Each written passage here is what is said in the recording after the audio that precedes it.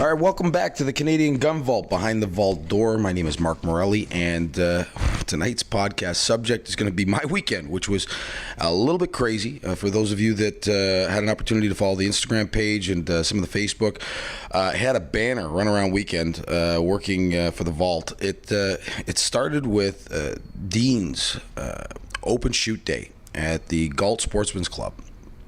It was put on by Dean from Select Shooting Supplies out in Cambridge. Dean put on a spectacular show. I got to admit, a lot of people there. I was really pleased with the turnout. Saw a lot of friendly faces, saw a lot of new faces, had an opportunity to meet a lot of great new people.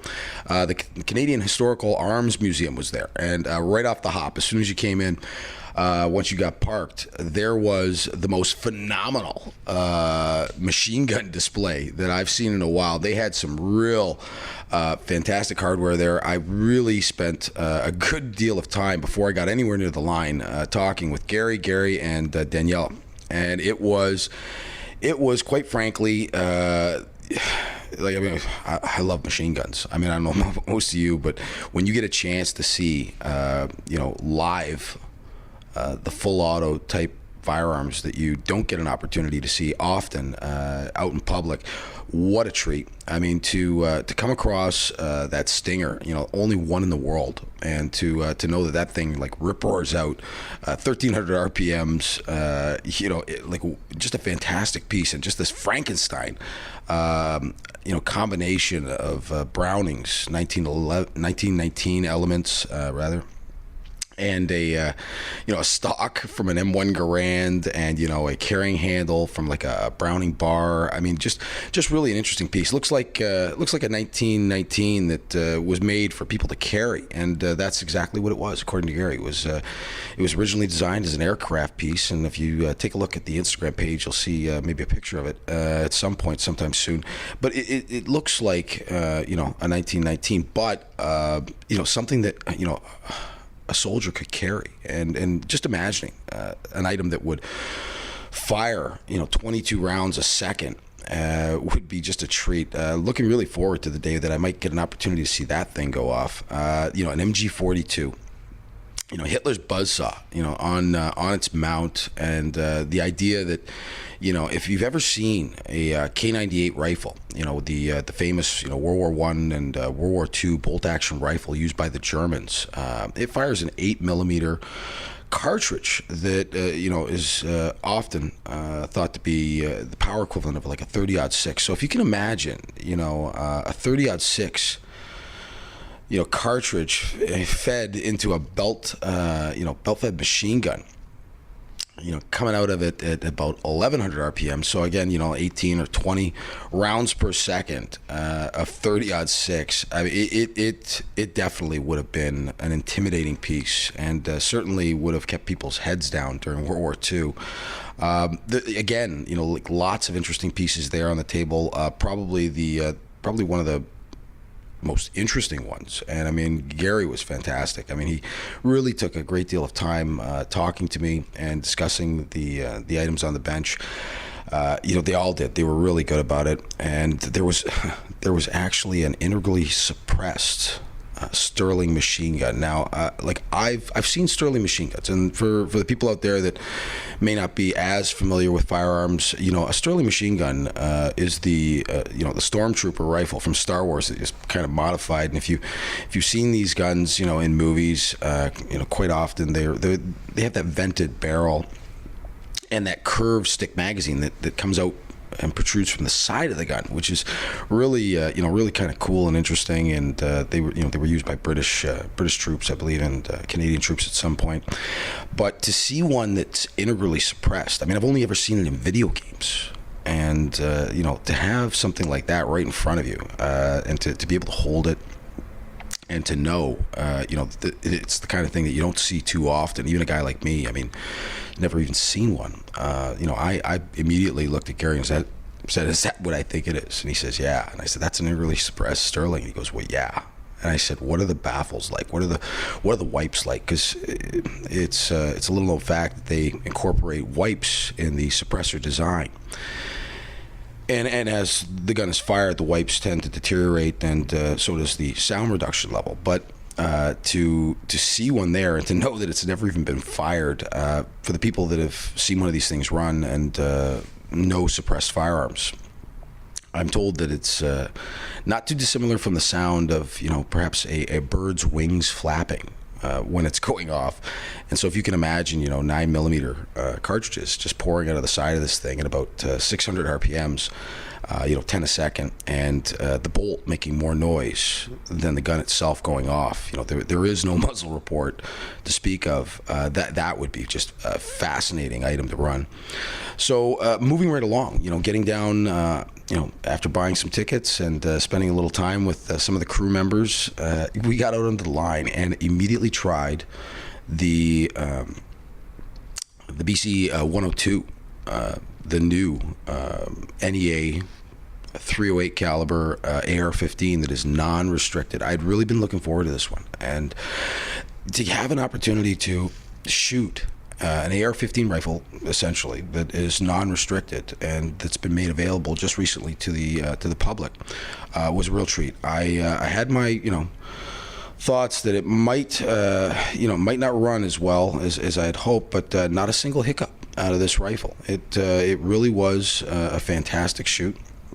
It ran reliably. They had some good optics on it, and I couldn't resist picking it up off the bench. Even with the bipod, I thought maybe that I might take my chances and see if I could hit some things offhand at a couple hundred yards, and managed to on several occasions. So, I mean, it was great to see guns that really haven't been too available to the public yet at this event, and to shoot brand new firearms that have just been introduced to the Canadian consumers, like that 102, and an opportunity to shoot the Evo and the MPX made by Sig Sauer back to back was also something I'd always wanted to do. I'd fired the two separately, but not back to back, and was really happy with both of them. Both have their strengths and weaknesses. I must say that the Evo Scorpion is a fantastic platform, and it shoots really well, and certainly it's not as refined as the MPX. It's half the cost. So I mean, if you're buying an Evo Scorpion, it's coming in around $1,200 and change, and it's a hell of a gun. Really a great piece. The MPX comes in at double the price, but is definitely a more refined package. So, I mean, I guess it depends on, how big your bank book is, and really what you want to do with it. I mean, if you want the ultimate in refined 9mm carbine type rifle, what's thought to be the new MP5. I mean, you're definitely going to be looking at that MPX by Sig Sauer. I mean, it balances so well, and I mean, it's just such a comfortable shoot. It's so solid. When you pick that thing up, you're holding a really high quality piece, and I mean that's going to cost you. So you are looking at $2,500 or so. And ran without a hiccup, of course, and we'd run both these guns and never had any problems. So reliability, across the board is good for both units. The Evo, by comparison, it feels, much slimmer, and certainly there's extensive use of polymers, and it feels to me, to be lighter, and it doesn't quite have the same ergonomic sort of feel to it that perhaps the MPX does, but still a great platform, and something that I think a lot of people are going to buy and enjoy, because the price point is tough to beat.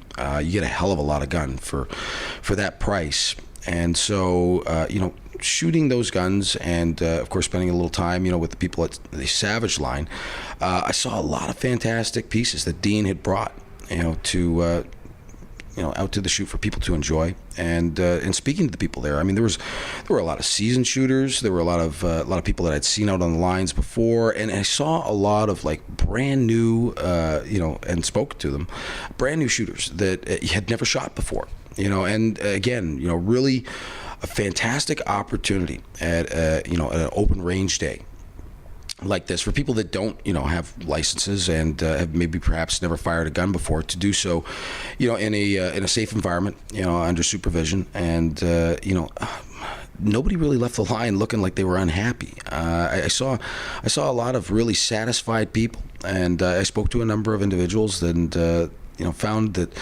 most people were sitting around saying this is incredible. and that's something I really like to see. Now the Canadian Gun Vault is in full swing. We're up to about 52,000 followers on Instagram. I think we're about to crack 10,000 on YouTube.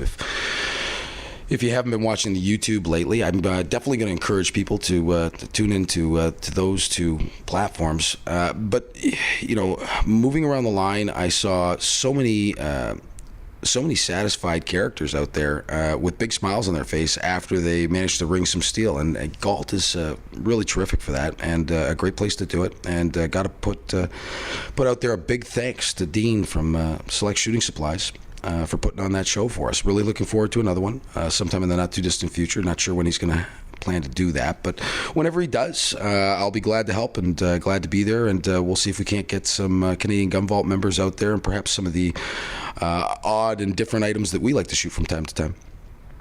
Anyway, moving right along after that, I managed to make it to the part 2 of the grand opening of NAS Guns and Ammo gun store in Thorold there. And I got to tell you, I arrived around 10:30, and there were a number of people outside the store and inside the store. And right away, there was a tent set up outside, and it was Trigger Wholesale. And Trigger Wholesale had a terrific display of shotguns out there, and a lot of friendly staff members. And I got a chance to meet Big Marky, and who was very gracious, and we had a bit of conversation. Really looking forward to working with him in the future. And certainly couldn't resist the opportunity to take a few photos. Some people had arrived on motorcycles, and took a few photos with some of the firearms, because Mark was definitely willing to participate in the Canadian Gun Vault initiative in the process, and allow us to do that. Gotta hand him a big thanks, and looking forward to talking to him in the future. And so once I spent a little bit of time outside. It was hot. I went into the nice air-conditioned store and got an opportunity to see what I believe to be one of the nicest stores that I've been in a while. And going into the store immediately, my eyes gravitated to the rack of rifles and shotguns that ran across and bent around the room. And what a terrific display. I mean, a lot of traditional hunting rifles and shotguns, and a nice selection of some of the more tactical type items were in the store. Everything was really well lit. I was very, very pleased with the layout, and saw the even the backsplash. There was a nice gray stone backsplash with small stone slats, and I mean it really popped on this this large, thick barn type beam framework that was in the store. And I thought to myself, I coined it rustic chic. That's what it looked like to me. It was very contemporary looking, and at the same time it had this terrifically warm feel to it. It was very inviting. The staff were, of course, all in their uniform, and they just really made people feel welcome. I could see that. I always take a look around the room first and see the way people are being treated before I get an opportunity to walk up to the counter myself. And I saw a lot of smiling people. Saw a lot of people that were very engaged in conversation, and certainly people were very interested. And what was on the racks and underneath the glass and the counters. They had a great handgun selection, of combat inspired type handguns, and some vintage stuff too. I was really happy. I mean, for the people that have been following the Instagram account and everything we do here in the vault, I have a real affinity for the classic and vintage firearms. I saw some real classics under the glass too. Amongst all the combat-inspired modern hand pistols, I also saw a small section with some dueling pistols, some percussion cap dueling pistols that looked like they might have been from the 1700s. And I mean, they were the real deal. And to get an opportunity to photograph those just briefly, I was really happy to do that a little later on in the day. But spending a little time with the people in the store, I found them to all be very knowledgeable and very friendly. The young ladies that work behind the counter and in the back were fantastic. I love meeting all you guys, and certainly looks like you're organized and you're ready to do business.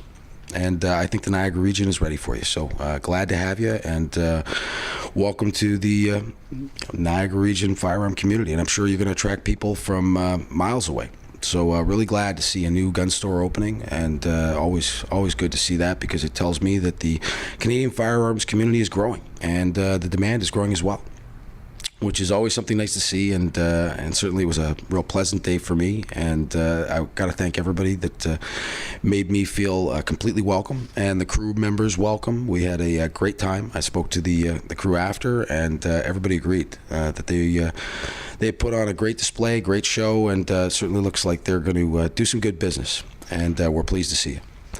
Anyway, that's about all I have time for tonight on the Canadian Gun Vault Behind the Vault Door. We hope you've enjoyed tonight's broadcast, and you've had a great weekend. Take care of yourselves, and have a good night.